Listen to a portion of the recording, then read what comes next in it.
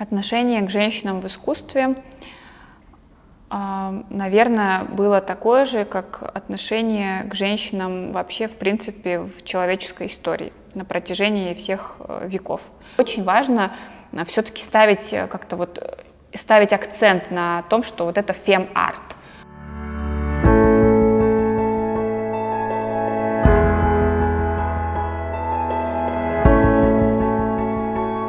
Здравствуйте, меня зовут Акчибек Бейшибаева, я работаю в искусстве и коммуникациях, родилась, выросла и живу в Бишкеке. Наверное, все, что связано с искусством, культурой, меня с детства окружало. Я родилась в семье, где очень много книг было, и мы все это читаем всегда. В общем-то, да, думаю, любовь к прекрасному у меня, наверное, впиталась с генами, ну и плюс как-то повезло развиваться в этой среде, как-то визуально тоже дома смотрела, читала разные книжки, журналы и так далее. И все это так или иначе сформировалось в эту любовь к искусству. Наверное, осознала ее в более такой уже осязаемой степени, когда училась в АУЦА в бакалавриате. И брала курсы по истории искусства мирового. Дальше это сформировалось в желании получать образование в этой сфере. Но у нас, к сожалению, в Кыргызстане нет кафедры искусствоведения. Они раньше были в КГУ-СТА, еще, по-моему, в каком-то университете, но за ненадобностью закрылись, к сожалению. И я в итоге постепенно изучила историю искусства самостоятельно. Дальше уже нашла магистратуру именно по арт-менеджменту и сохранению, продвижению культурного наследия. Это рядом, это смежные сферы, естественно, и полетела туда учиться. Родители мои всегда знали, что у меня есть тяга к эстетике и хорошая наработанная насмотренность, визуальный банк, то есть какой-то, если можно так сказать, скромно, наличие вкуса, да, и поэтому у них абсолютно не было никаких нареканий, то есть они только меня поддерживают всегда. Называю себя арт-импресарио, это, по сути, арт-продюсер. Это человек, который занимается проектами в сфере культуры и искусства, продвигает их, разрабатывает от нуля и до, собственно, реализации. Да? То есть это такая, на самом деле, сборная солянка, потому что арт-импресарио включает в себя и продюсера, и журналиста, и пиарщика, и куратора, чаще всего, да, и логиста. То есть это такой многорукий профессионал. В принципе, я думаю, что по всему миру на самом деле люди так и работают в этой сфере. Очень часто приходится как-то взаимозаменяться. Но все это позволяет погрузиться в процесс полностью, наверное, на 360 градусов, да, потому что все от начала разработки проекта какого-то или выставки, да, мы проходим, то есть на практике изучаем это.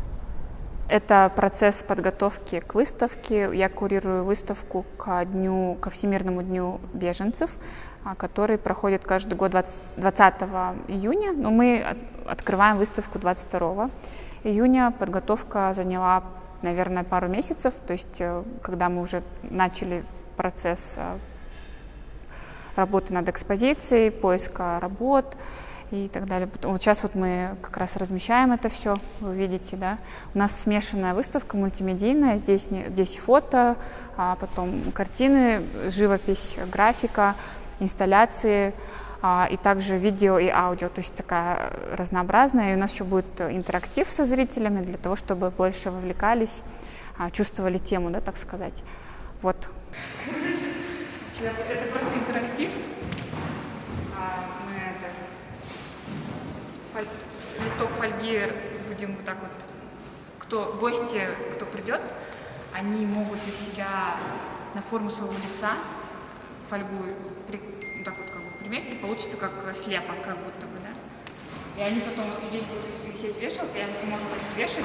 Это аллегория на то, что беженцы среди нас, их не всегда видно, а вот это такая маска, ее можно примерить и почувствовать себя в их шкуре, да. Я могу сказать, что я достаточно часто сталкиваюсь с предубеждениями вообще по сфере искусства и культуры и по профессиям в этой сфере. Прежде всего, это обесценивание. потому что у людей по-прежнему сейчас в нашей стране отношение к креативным профессиям такое немножко пренебрежительное. То есть люди не до конца понимают суть таких профессий и вот этот весь процесс, да, который стоит там за рождением, за созданием какой-то идеи. Очень часто люди склонны недооценивать весь этот процесс и все усилия, в том числе эмоциональные, интеллектуальные, да, которые человек прилагает. То есть людям кажется, что родить какую-то крутую креативную идею — это просто расплюнуть, и люди могут их просто бесплатно раздавать. Это то, с чем я, наверное, борюсь. Конечно, я понимаю, что все мы люди, просто я сильно насчет этого не парюсь, но когда есть возможность разжевать человеку, почему нужно, допустим, платить креативному профессионалу достойно, я не жалею времени и сил своих, чтобы просто взять и по полочкам все разложить. Здесь еще важно, что вот эти стеклянные окна, стены, да, получается, когда поднимаешься по лестнице, сразу отсюда видно, что происходит, это интересно. Я когда выставку делала, эту фотодокументальную, мы так повесили работы, чтобы человек заходит и сразу у него взгляд ловил, и он захотел туда зайти. С определенных времен люди стали отказываться от разделения там, на высокое, низкое искусство и на женское, мужское искусство, да? Потому что как бы, мы все равны, грубо говоря. Тем не менее, мы знаем, что наше общество патриархально по-прежнему, да, и очень важно все-таки ставить акцент на том, что вот это фем-арт. Потому что до тех пор, пока у нас будет это неравенство полов, да, в обществе, очень важно уделять этому внимание. То есть я воспринимаю это как, если смотреть с точки зрения пиара, то опять-таки, да, чем лучше отдельно показывать что-то, говорить, чтобы люди про это знали и слушали. Другой вопрос в том, что как к этому относится большинство людей, да. Часто, к сожалению, есть какая-то негативная коннотация по отношению к фем-арту или, в принципе, к движению феминистическому, потому что люди все-таки не все правильно или до конца понимают, что это такое. Этот интерес к искусству нужно взращивать в людях, вводить куррикулумы там, в школьных курсах, да, в школьных программах, как-то больше, в принципе, уделять внимание новостям культурным, вводить арт-критику и так далее. И, то есть, когда появляется, наверное, больше риторики в СМИ, вообще в обществе, да, в медиа, мне кажется, это тоже может помогать развивать интерес у общества. Я занимаюсь арт-активизмом, конечно, не постоянно, не каждый день своей жизни. Вообще любые какие-то, наверное, занятия, такие социально значимые, социально ориентированные, требуют внутреннего ресурса. Да? Мы сейчас уже несколько лет говорим постоянно про этот ресурс, но на самом деле это правда. Если у человека нет энергии на то, чтобы отдавать ее куда-то вовне, да, то будет тяжело. Но больше всего меня волнует, наверное, сегодня эта тема как раз-таки гендерного насилия. Она очень тяжелая, и невероятно важно говорить про нее еще больше у нас в стране, в регионе, вообще во всем мире. И когда у меня есть энергия на то, чтобы что-то делать для этого, для повышения, скажем так, осведомленности, я этим занимаюсь. Есть разные другие инициативы, которые я по мере возможности делала, да, и буду делать в дальнейшем. Но почему я решила заниматься этим? Потому что у меня были определенные возможности, то есть это такая синергия, да, моих знаний, моих умений и моего желания. То есть когда все это совпадает, получается какая-то хорошая инициатива. Я думаю, что были выставки такие или какие-то другие кураторские высказывания, Но однозначно одно, то что девушки, женщины постоянно сталкиваются с проблемами, когда желают что-то сказать. Здорово, что, мне кажется, сейчас появляется больше людей, которые поддерживают, нежели как-то негативно отзываются. Вот пример: прошлым летом мы делали проект «Тревожная кнопка». Это идея художницы Мунары Абдукахаровой. Помните, был очень плохой кейс с изнасилованием 13-летней девочки представителями правоохранительных органов. И вот у нее родилась такая идея, она предложила мне как бы ее в этом участвовать и продюсировать. И мы, получается, вместе стояли с ней на улицах Бишкека и делали эту арт-интервенцию. Вот такие красные кубы стояли, и звук СОС из них раздавался, и стоял пресс-релиз. То есть люди проходили, что это такое, и как бы они вот таким образом поднимали свою осведомленность.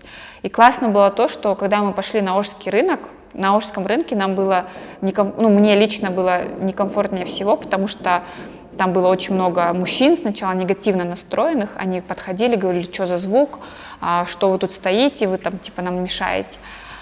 И потом, когда мы им объясняли, в чем суть, да, то есть это вот для этой девочки вообще поднять повестку о насилии, да, против женщин и девочек, и у них тоже сразу менялось восприятие, по крайней мере внешне, они такие, ну как бы они начинали с пониманием относиться и ну как бы отходили, то есть возможно, у них тоже менялось восприятие, да, то, что, во-первых, это такие вещи, про которые нужно говорить, во-вторых, то, что про них можно говорить вот такими необычными способами, да, с помощью искусства.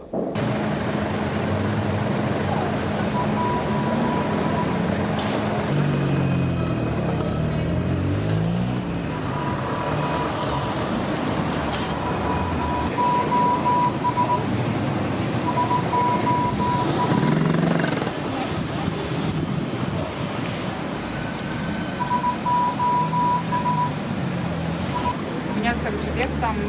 Вот, я только что хотела сказать, что у вас, наверное,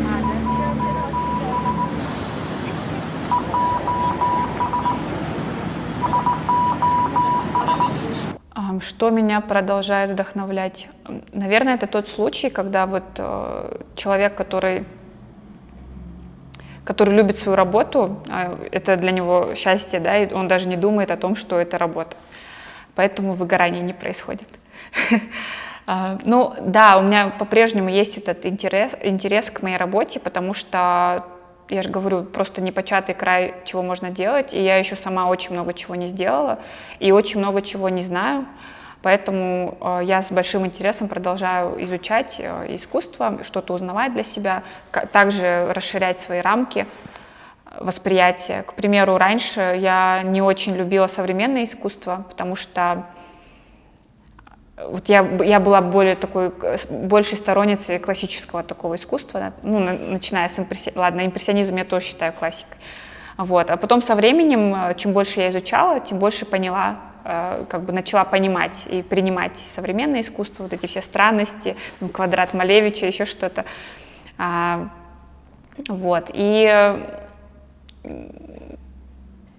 тем более, видя запрос со стороны общества, то есть огромное желание есть у людей вот узнавать что-то, все приходят там на лекции, постоянно пишут мне в социальных сетях, там, давайте еще. Естественно, это все вдохновляет, зажигает как-то, да, и хочется делать больше, качественнее, лучше. На это тоже нужна и воля человеческая, и энергия для того, чтобы вот как-то вот это сеять зерно, наверное, понимания, да, в людях, что это очень круто, да, образовываться в сфере искусства, как-то поддерживать сферу искусства и культуры. Ну, стараемся.